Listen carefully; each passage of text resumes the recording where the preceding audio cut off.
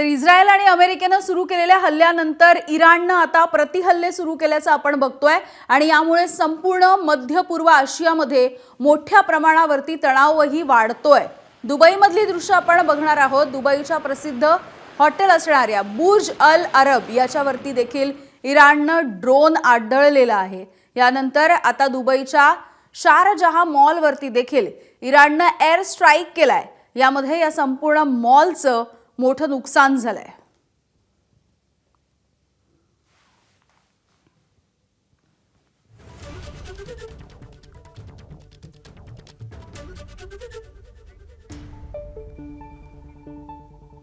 तर संयुक्त राष्ट्रांच्या बैठकीमध्ये इराण आणि अमेरिका इस्रायलच्या प्रतिनिधींनी जोरदार वाद घातलेला बघायला मिळाला। तर संयुक्त राष्ट्रांचे महासचिव अँटोनियो गुटेरेस यांच्याकडून या सगळ्याच हल्ल्यांचा तीव्र शब्दामध्ये निषेधही करण्यात आला। UN चार्टरसह आंतरराष्ट्रीय कायद्यांचं देखील उल्लंघन झाल्याचे खडे बोल या बैठकीमध्ये गुटेरेस यांनी सुनावले आहेत। इराणने केलेल्या पलटवारावरती देखील त्यांनी नाराजी व्यक्त केली आहे। इराणवरचे हल्ले हे तातडीने रोखा, चर्चेच्या माध्यमातून तोडगा काढा असं त्यांनी खडसावलंय। इराणवरील कारवाईचं अमेरिका इस्रायलच्या प्रतिनिधींनी बैठकीत समर्थन केलंय। इराणकडे अण्वस्त्र असण्याची शक्यता असल्यामुळे हल्ले झाले असा दावा अमेरिकेकडून करण्यात आला। तसंच इस्रायलच्या अस्तित्वाला इराणकडून धोका असल्यामुळे आम्ही कारवाई केली असं स्पष्टीकरण इस्रायलने दिलेलं आहे। Mr. President, Excellencies, तर कालपासून हे युद्ध पेटलेलं आपण बघतोय आणि मागच्या 24 तासांमध्ये इस्रायलच्या फायटर जेट्सनी इराणवरती तब्बल 1200 बॉम्ब टाकलेले आहेत। IDFच्या हल्ल्याच्या तयारीचा व्हिडिओ समोर आलाय आणि कशा पद्धतीने इराणवरती हल्ल्याची तयारी सुरू होती हे देखील या व्हिडिओच्या माध्यमातून आपल्याला समजू शकतं।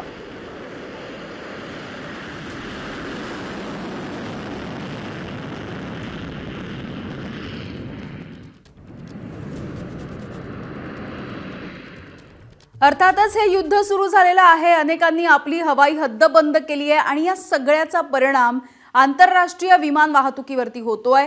इराण आणि इस्रायल या युद्धामुळे इंडिगो आणि एअर इंडियाची उड्डाणं रद्द झाली आहेत। या युद्धामुळे भारतामध्ये जवळपास आजच्या एका दिवसात 444 उड्डाणं रद्द होण्याची शक्यता आहे। इराण आणि इस्रायल युद्धाचा आंतरराष्ट्रीय विमान उड्डाणाला फटका बसतोय।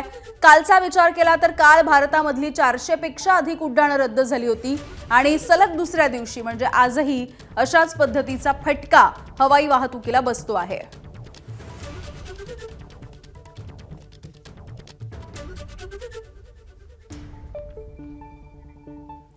अमेरिका आणि इस्रायलने इराणवरती केलेले हल्ले आणि इराणच्या प्रत्युत्तराची कारवाई यानंतर आंतरराष्ट्रीय हवाई वाहतूक ही मोठ्या प्रमाणावरती विस्कळीत झाली आहे। इराणने आपल्या हल्ल्यामध्ये दुबईला लक्ष्य केलंय आणि या हल्ल्यानंतर UAEने आपलं हवाई क्षेत्र बंद केलं।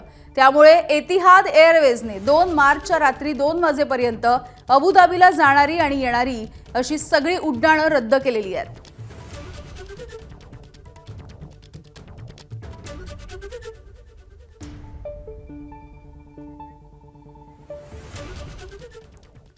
तर ही सगळी युद्धजन्य परिस्थिती निर्माण झाली आहे आणि भारतामधले नागरिक देखील वेगवेगळ्या ठिकाणी अडकून पडलेले आहेत। जोधपूरमधील 120 भाविक हे सध्या दुबईमध्ये अडकून पडले आहेत आणि दुबईमधील राम मंदिराच्या दर्शनासाठी गेले असताना सध्याची ही आपत्कालीन परिस्थिती निर्माण झाली आहे। भाविकांकडून मोदी सरकारला तात्काळ आमची मदत करा असं आवाहन केलं जातंय, विनंती केली जाते। अडकलेले भाविक यांचा वयोगट जर आपण बघितला तर 55 ते 60 वर्ष वयोगटामधले हे भाविक आहेत।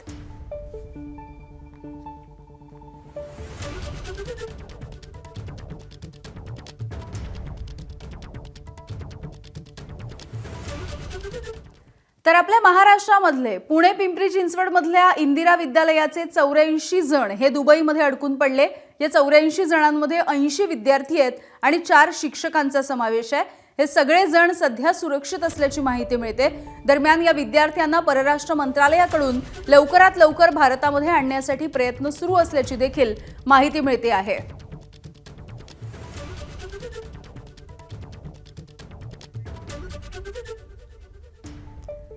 तर दुबईमध्ये ठाण्यामधले नागरिक देखील अडकून पडले आहेत. हे 23 नागरिक ठाण्यामध्ये असल्याची माहिती आहे. इराण आणि इस्रायल या युद्धामुळे दुबईमध्ये हे सगळे नागरिक अडकून पडले आहेत, कारण विमानच उडत नाही आहेत. परतीचा प्रवास असल्यामुळे सध्या या लोकांकडे पैसेही शिल्लक उरलेले नाही आहेत. त्यामुळे हॉटेलचा खर्च, हॉटेलचं बिल हे सगळं देणं सध्या कठीण होऊन बसलंय. त्यामुळे सरकारनं आम्हाला मदत करावी अशी मागणी इथल्या नागरिकांनी केली आहे.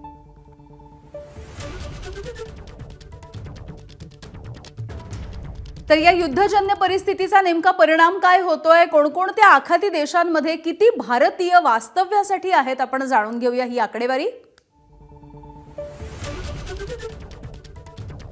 UAE मध्ये 34 लाख भारतीय राहतात. सौदी अरेबियामध्ये 24 लाख, कुवेतमध्ये 10 लाख, कतारमध्ये 8 लाख,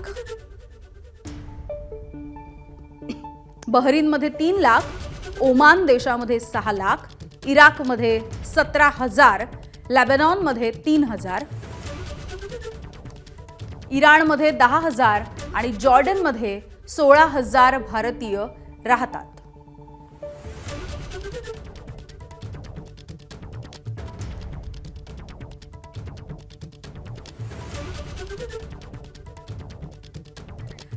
तर या युद्धजन्य परिस्थितीमुळे अनेक जे आखाती देश आहेत तिथे लोक अडकून पडलेले आहेत. अहिल्यानगर शहरामधले 10 ते 12 नागरिक हे सध्या दुबईमध्ये अडकून पडलेत. दरम्यान भारतीय नागरिक राहत असलेल्या हॉटेलच्या जवळच ड्रोनचा हल्ला झाल्याची माहिती मिळतेय. त्यामुळे अर्थातच काहीशी भीती बळावताना दिसते आहे.